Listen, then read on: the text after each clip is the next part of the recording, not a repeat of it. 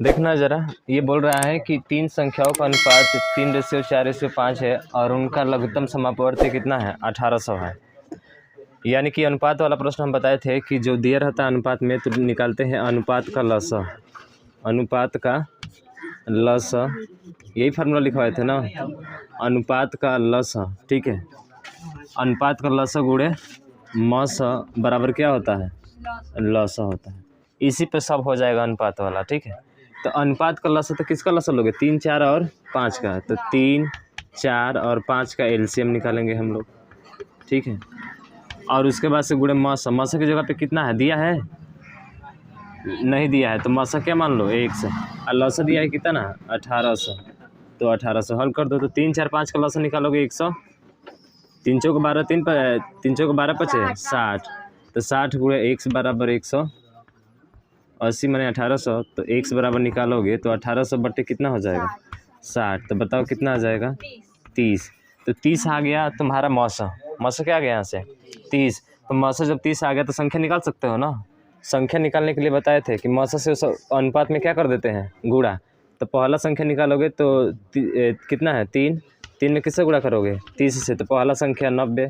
दूसरा संख्या कितना है, 4, 4 में 30 से गुणा करोगे तो 120, और तीसरी संख्या कितनी है, 5, 5 में 30 से गुणा करोगे तो 150। क्या पूछा है, दूसरी संख्या, यही क्या हो जाएगा, हमारा आंसर हो जाएगा। ऐसा समझ में ना। हाँ, तो ऐसे करके आसानी से जो हम लोग निकाल लेते हैं। कहीं दिक्कत कोई, एक कलम मुंह में मत डालो, समझ रहे हो ना, ऐसे समझ में ये चीज़ें। हाँ, तो ऐसे करके जो है आसानी से हल कर लेंगे।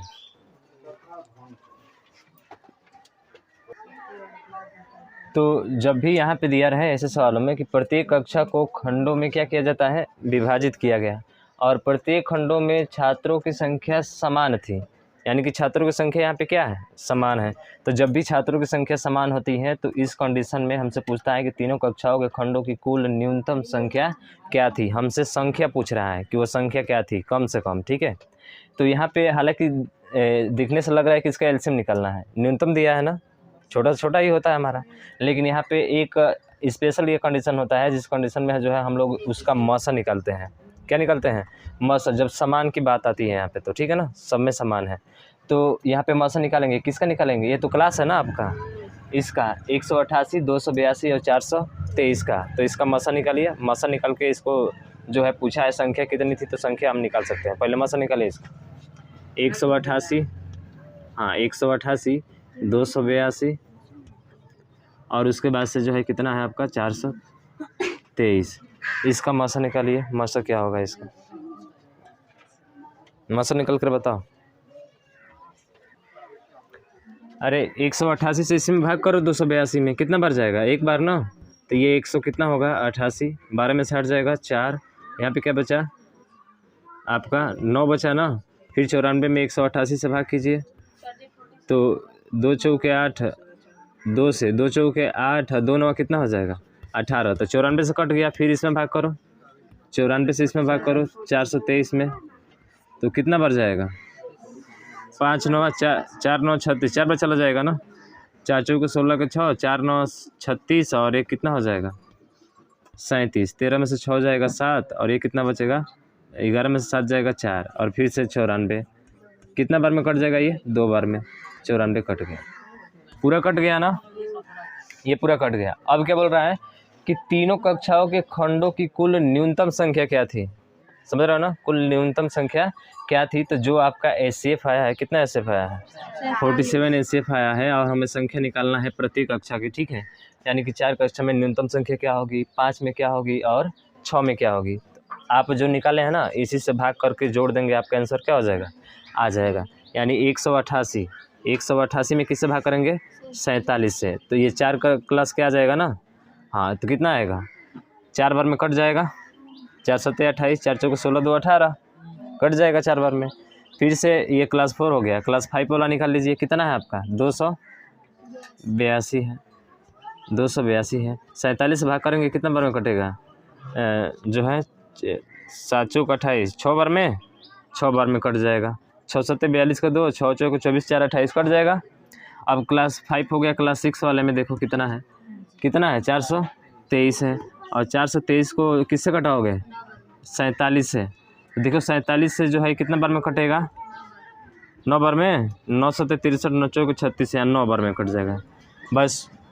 न्यूनतम संख्या पूछा था ना आपसे, तो न्यूनतम संख्या में इधर आया कितना? 6, इधर आया 9, कितना हो गया? 15, और ये आया 4। तो 6 9 6 4 10 और 10 और 9 कितना हो जाएगा? 19। यानी कि हमारा आंसर क्या हो जाएगा? 19 हो जाएगा। न्यूनतम संख्या कितनी हो जाएगी? 19 हो जाएगी। आए समझ में? ये क्लास 8 में भी आपका दिया हुआ है सवाल, समझ रहे हो ना? क्लास 8 में कि 7 में जो है आपको मिलेगा ये क्वेश्चन। 7 वाले में, ये जो सरकारी बुक होती है ना, उस बुक में ये क्वेश्चन मिलेगा।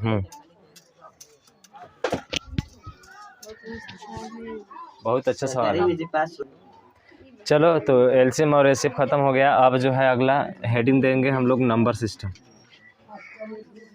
अगला हेडिंग है नंबर सिस्टम। इसको क्या बोलते हैं हम लोग? संख्या पद्धति।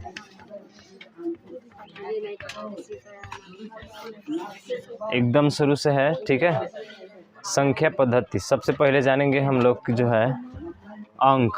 क्या जानेंगे यहाँ पे? अंक। अंक किसको कहा जाता है पता है सभी को? अंक।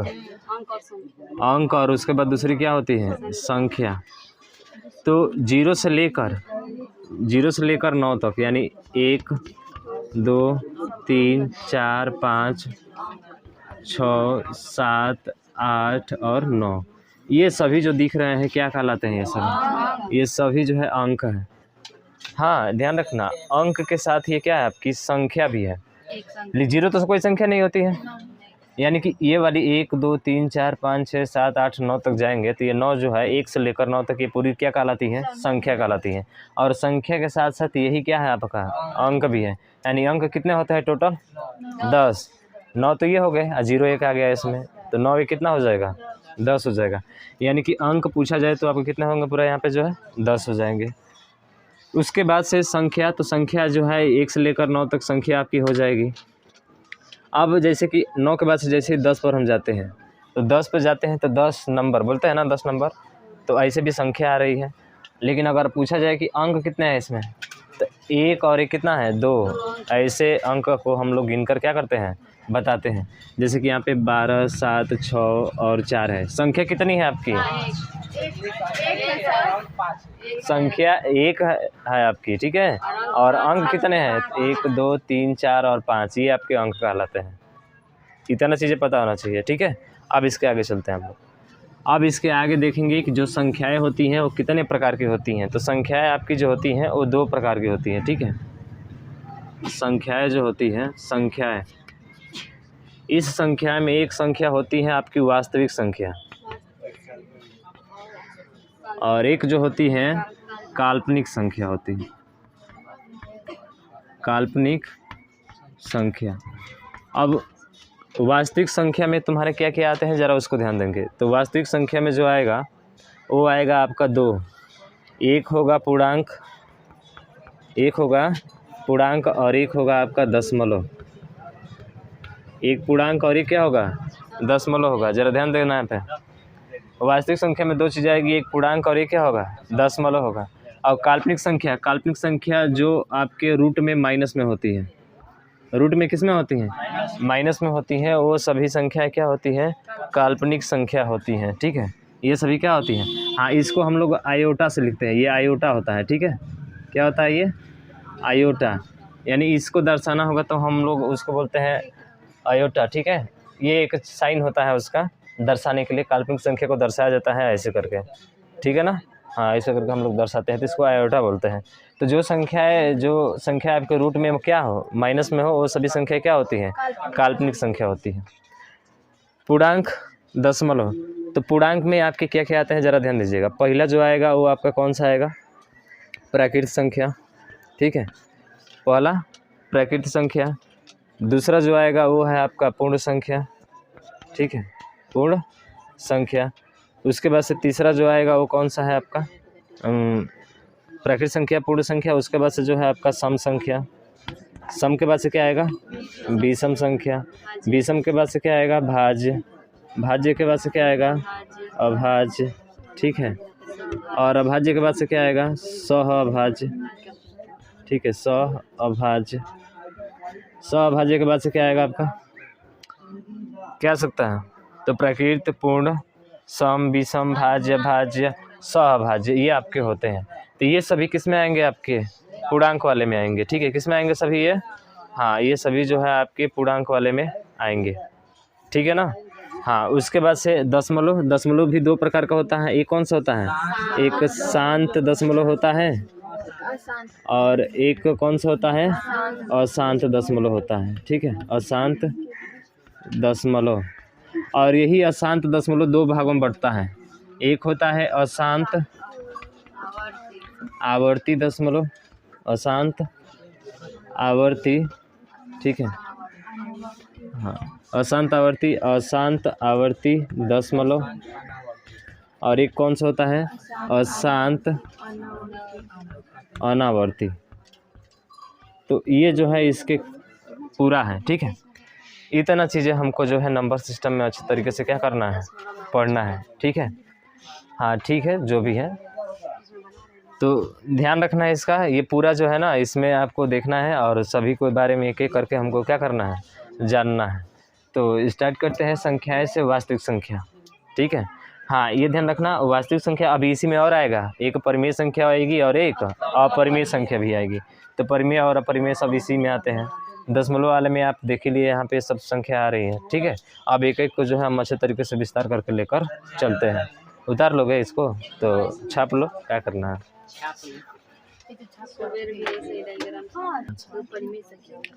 पूर्णांक क्या होता है? तो बताए थे कि ये वाला तराजू जो होता है और बीच में ये जो कंटा होता है, ठीक है, ये वाला, तो ये क्या होता है आपका? जीरो होता है।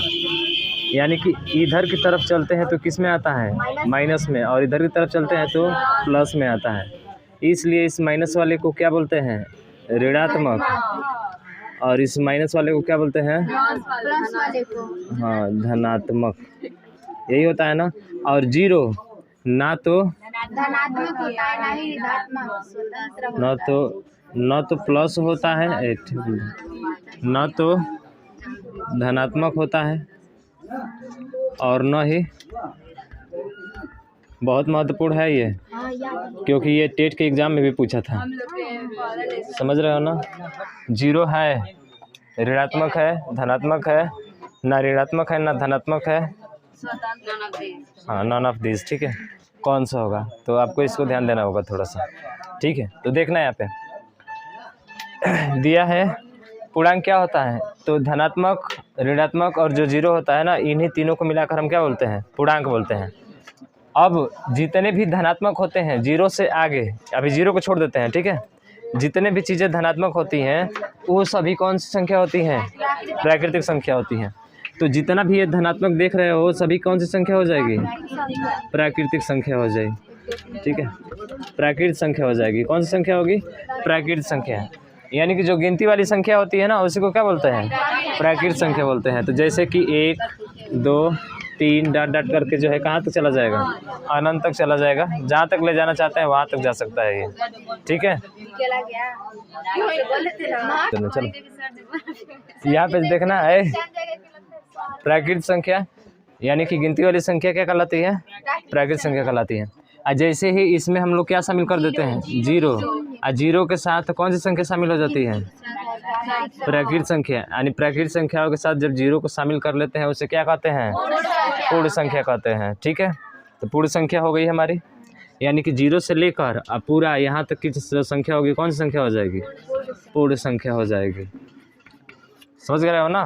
तो सबसे छोटी पूर्ण संख्या क्या होती है? जीरो। और सबसे छोटी प्राकृतिक संख्या 1। लेकिन कोई एक कहे कि सबसे बड़ी प्राकृतिक संख्या क्या होती है? नहीं होती है। ठीक है, और सबसे बड़ी पूर्ण संख्या होती है? नहीं होती है। तो ध्यान रखना इसका। हो गया ना 2। अब इसका परिभाषा हम लोग पूर्णांक देते हैं। सबसे छोटा पूर्णांक नहीं, तो सबसे छोटा पूर्णांक भी नहीं होता है। ना बड़ा होता है पूर्णांक, ना छोटा पूर्णांक होता है। ठीक है, कभी नहीं हो सकता। ये ध्यान रखना। अब परिभाषा बोल रहे हैं किसका? अब परिभाषा बोल रहे हैं इस पूर्णांक का। जरा ध्यान देना परिभाषा क्या होता है। तो जीरो से लेकर जितनी भी प्राकृतिक संख्या होती हैं वो सभी क्या होती हैं? वो सभी क्या होती हैं? हाँ, यानी कि 0 से लेकर यहाँ तक जो बोलते हैं उस संख्या को पूर्ण संख्या बोलते हैं। और इधर भी संख्या आएगी 1, ठीक है, माइनस में आएगी 1, माइनस में 2, माइनस में 3, यानी इधर भी संख्या आएगी और 1 से स्टार्ट हो रही तो प्राकृतिक संख्या होगी। तो ये प्राकृतिक संख्या कैसी होगी आपकी? ऋणात्मक होगी। क्या होगी? हाँ, ऋणात्मक होगी, ठीक है। तो अब यहीं से परिभाषा इसका निकलता है क्या कि पूर्ण संख्याओं के साथ प्राकृतिक संख्या के ऋणात्मक मान को क्या कहते हैं? पूर्णांक कहते हैं। अरे थोड़ा शांत भी रहोगी ना तो अब यहाँ पे खड़ी होकर बोलो। हाँ तो शांत रहो तब, ठीक है। पूर्ण संख्याओं के साथ प्राकृतिक संख्याओं के ऋणात्मक मान को क्या कहते हैं?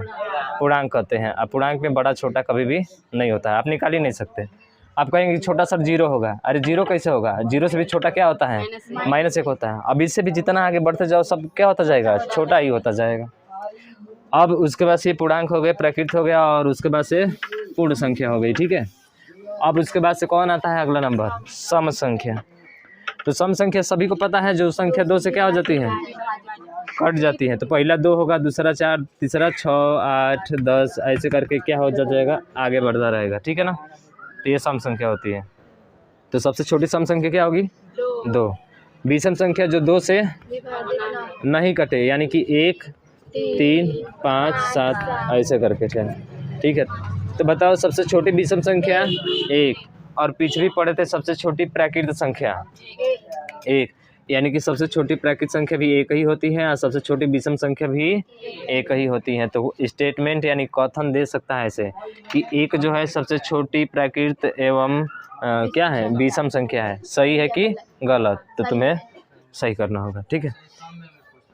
हाँ, सब में पूछ सकता, अभी बताएंगे कैसे पूछेगा। भाज्य संख्या क्या होती है? भाज्य संख्या जो 1 से कटे, ठीक है, 1 से और अरे भाई देखो ना, दूसरे अंक से भी। अच्छा, भाज्य संख्या है ना, ठीक है। तो 1 से कटे, अपने आप से कटे, और अन्य संख्या से भी क्या हो जाए? कट जाए, उसे क्या बोलते हैं? भाज्य संख्या बोलते हैं। हालांकि इसको पहले लिखना चाहिए था हमको, ठीक है। तो भाज्य संख्या वो होती है जिसके कम से कम 2 गुणनखंड हो। कम से कम कितने हो? 2 गुणनखंड हो, वही आपका भाज्य कहलाता है। ये भी हम बोल सकते हैं। अब जैसे एग्जाम्पल में इसका बात किया जाए तो ध्यान रखना, 1 क्या जो है आपका भाज्य संख्या है? नहीं है, क्योंकि 1 अपने आप से कटेगा और किसी से नहीं कटेगा। फिर चलते हैं 2 पे, तो 2 पे चलते हैं तो ये 1 से कटेगा और अपने आप से कटेगा, किसी और से नहीं कटेगा। इसका मतलब ये भी हमारा नहीं होगा। 3 होगा? 3 देखो, 1 से कटेगा, फिर 3 से कटेगा और किसी से नहीं कटेगा। और जब और किसी से कटेगा तभी तो होगा ना, तो इसका मतलब 3 भी नहीं होगा। और जैसे 4 पे गए तो 4 1 से भी कटेगा, 2 से भी कटेगा और अपने आप से भी कट जाएगा। यानी कि कम से कम 3 संख्याओं से क्या होनी चाहिए? विभाजित तो होनी चाहिए। तो आपका कौन सा होगा? भाज्य संख्या हो जाएगी। है समझ में? हाँ, तो सबसे छोटी भाज्य संख्या क्या होगी? 4 होगी। 4 के बाद से 5 होगा? नहीं। 6 के बाद से 8, 7 तो होगा नहीं। फिर से 9 होगा? हाँ, 9 होगा। 10 होगा, 12 होगा, ऐसे करके संख्या क्या होती जाएगी? बढ़ती जाएगी। तो एक चीज़ यहाँ से ध्यान देना कि 4 किसका वर्गमूल है जी? 2 का। तो एकमात्र पूर्ण संख्या, एकमात्र सबसे छोटी जो है छोटी वर्गमूल संख्या, ठीक है ना? क्या है? वर्गमूल संख्या। यानी 4 का वर्गमूल क्या हो सकता है? निकाला जा सकता है। इसलिए सबसे छोटी जो है पूर्ण वर्ग संख्या कौन सी है आपकी? 4 है। सबसे छोटी पूर्ण वर्ग संख्या है, और वो संख्या कौन सी है? भाज्य संख्या है। यानी सबसे छोटी पूर्ण वर्ग भाज्य संख्या कौन सी है आपकी? 4 हो जाएगी, क्योंकि इसका वर्गमूल आपका क्या हो सकता है? निकाला जा सकता है। यह एक पूर्ण वर्ग संख्या है। समझ रहे हैं ना? पूर्ण वर्ग का मतलब किसी न किसी का क्या है? ये स्क्वायर है आपका। उसके बाद से 9 भी है, लेकिन वो देख लो कितने नंबर पे आ रहा है? 1, 2, 3, चौथे नंबर पे आ रहा है ना। और घन वाले में कितना आ रहा है? 2 का पावर 8, 2 का पावर 3, 8 आ जाएगा। यानी एक घन संख्या है, पूर्ण घन संख्या, ठीक है। हाँ, सबसे छोटी पूर्ण घन संख्या 8 हो जाएगी। और कौन सी? भाज्य वाले में, ठीक। तो ये भाज्य संख्या भी क्या होता है? यहाँ से खत्म होता है। अब इसके बाद से सबसे महत्वपूर्ण यही है आपका कौन सा? अभाज्य संख्या। क्योंकि अभी जो लसा पढ़े हैं ना, कहा जाता है कि अभाज्य संख्याओं द्वारा लसा क्या कीजिए? ज्ञात कीजिए। तो अभाज्य संख्या वो संख्या होती है जो 1 से कटे और अपने आप से कटे, किसी और से न कटे। यानी 1 से कटना चाहिए, खुद से कटना चाहिए, किसी और से नहीं कटना चाहिए। तो संख्या क्या कहलाती है? अभाज्य संख्या कहलाती है। अब देखो, क्या 1 होगा अभाज्य संख्या? नहीं, केवल अपने आप से कटेगा, ये नहीं हो सकता है। तो जैसे ही 2 पे जाएंगे तो 2 क्या हो जाएगा? 1 से कटेगा और अपने आप से कटेगा। इसका मतलब है कि 2 हमारा क्या है? अभाज्य संख्या है। 2 हमारी क्या है? अभाज्य संख्या है। तो इस तरह से 2 भी हो जाएगा। 2 के बाद से 3, 4 होगा? नहीं, 5, 7, 11 ऐसे करके जो है आगे की तरफ क्या होता जाता है? बढ़ता जाता है। और यहाँ से क्वेश्चन आपके खूब जो है बनते हैं। क्वेश्चन खूब बनते हैं का मतलब क्या? पूछा जाता है पहला चीज़ कि 1 से लेकर 100 तक कितनी अभाज्य संख्या होती है? सबसे पहला क्वेश्चन यही बन जाता है, ठीक है, अभाज्य संख्या। तो 1 से लेकर जो है 100 तक, 1 से लेकर 100 तक अभाज्य संख्या कितनी होती है आपकी? 25 होती है। ध्यान रखेंगे, 1 से लेकर 100 तक अभाज्य संख्या कितनी होती हैं? 25 होती हैं, ठीक है ना? याद रहेगा ना सभी को? हाँ, तो ये बार बार जो है हमारे एग्जाम में क्या होता रहता है? पूछा जाता है, ठीक है। तो आपको जो है इसे ध्यान देना पड़ेगा। अगर पूछा जाए कि 1 से लेकर 20 तक कितनी होती हैं, अगर पूछ दे भाई 1 से लेकर 20 तक, तो 20 तक अगर गिनना अगर आसान है तो गिन कर बता सकते हो। तो गिनोगे तो कितना आएगा? 8 आएगा। कितना आएगा? 8 आएगा। फिर पूछ ले कि 1 से 30 तक कितनी होती है, तो 20 के बाद से देखो एक 23 आएगा, 23 और 29 2 ही आएंगे, यानी कि कितनी हो जाएगी? 10। तो 1 से लेकर 30 तक कितने हो गए? 10। फिर पूछेगी 1 से लेकर 50 तक कितनी होती हैं, तो 1 से 50 तक ध्यान रखना कितनी होती हैं? 15 होती हैं। फिर पूछ ले 1 से लेकर 75 तक कितनी होती हैं। अब इसमें थोड़ा सा 50 के ऊपर जाना पड़ेगा आपको, ठीक है। तो 1 से 75 तक कितनी होती हैं? ये होती हैं आपकी 21। कितना होती हैं? 21 होती हैं। और फिर 1 से लेकर 100 तक बता ही दिए कितना होता है? 25 होता है। लेकिन एक चीज़ और याद रखिएगा, 1 से लेकर 200 तक या फिर 50 से लेकर कहाँ तक? 100 तक। तो 1 से 50 तक 15 थी, 50 से 100 तक कितनी बचेगी? 10 बचेगी। लेकिन एक और चीज़ 1 से पूछ ले अगर आपके 200 तक, 1 से लेकर 200 तक कितना होता है, तो ध्यान रखना ये होता है आपका 45। कितना होता है? 45। हालांकि आप कहोगे कि सर 1 से लेकर 100 तक 25 होता है और फिर 1 से लेकर 100 तक 25 होता है, तो 25, 25, 50 ऐसा नहीं होता है। आपका कितना होता है? 45 होता है, ठीक है। लेकिन और थोड़ा सा हार्ड क्वेश्चन बन जाए तो 1 से लेकर 1000 तक, 1 से लेके 1000 तक, अगर 1 से लेके 1000 तक पूछे तो वो आपका होता है 168। कितना होता है? 168। चलो इसको लिख लो, ठीक है, नोट कर लो इसको।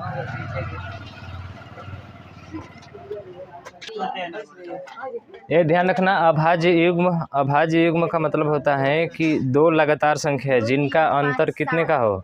2 का हो। 2 अभाज्य संख्या जिनका अंतर कितने का हो? 2 का हो। कहने का मतलब है कि जैसे कि पहला 2 और दूसरा 3, 5 ऐसे करके होता है, 7, 11, 13, 17, 19, ठीक है, और उसके बाद से 23, ये है। तो इसमें ऐसी संख्या 2 अभाज्य चुनो जिसके बीच का अंतर कितना होना चाहिए? 2 का होना चाहिए। तो देखो 2 और 5 होगा? नहीं होगा। 2, 3 होगा यहाँ पे? नहीं। 3, 5 होगा, यानी कि इसके बीच का अंतर कितना है? 2। तो 3 और 1 क्या होगा? 5 होगा। अब देखो 5 और 7 इसके भी बीच आ रहा है, यानी कि फिर 5 और क्या हो जाएगा? 7 हो जाएगा। और देखो 11, 13 इसके भी बीच आ रहा है, 11 और 13 आएगा। उसके बाद से 17 और 19, तो 17 और कितना हो जाएगा? 19 हो जाएगा। 17 और 19 हो गया। और बताओ और क्या क्या हो सकता है? 100 तक लेना है। हाँ, एक बोल रहा है 29 और 31। और बताओ, और बताओ, उसके आगे सोचो थोड़ा सा, क्या क्या हो सकता है? 29, 31 हो सकता है। 41, 43। हाँ, 41, 43 क्या हो जाएगा? 41, 43 हो जाएगा। उसके बाद देखते जाओ, आगे बोलते जाओ, उसमें क्या होगा? 41, 43, उसके बाद से 59, 61, 59, 61 और क्या हो सकता है? 71, 73, 71, 73 कितने हो गए? 1, 2, 3, 4, 5, 6, 7 और 8। इनकी संख्या कितनी होती है? 8 होती है। यानी कि ये ऐसी संख्या है 69 और, अच्छा रुको, 69 और 71, क्या ये अभाज्य संख्या है? 9 6 15 कट नहीं जाएगा, तो फिर कैसे हो सकता है? नहीं होगा। ठीक है, तो चलो इसका परिभाषा पहले लिख लें। हाँ, तो इसकी परिभाषा लिखो। ऐसी दो लगातार अभाज्य संख्या, ऐसी दो लगातार अभाज्य संख्या, ऐसी दो लगातार अभाज्य संख्या, ऐसी दो लगातार अभाज्य संख्या, ऐसी दो लगातार अभाज्य संख्या जिनमें दो का अंतर हो, अभाज्य संख्याएं जिनमें दो का अंतर हो, जिनमें दो का अंतर हो, दो का अंतर हो, उसे क्या कहते हैं हम लोग? उसे अभाज्य युग्म संख्या कहते हैं, उसे अभाज्य युग्म संख्या कहते हैं।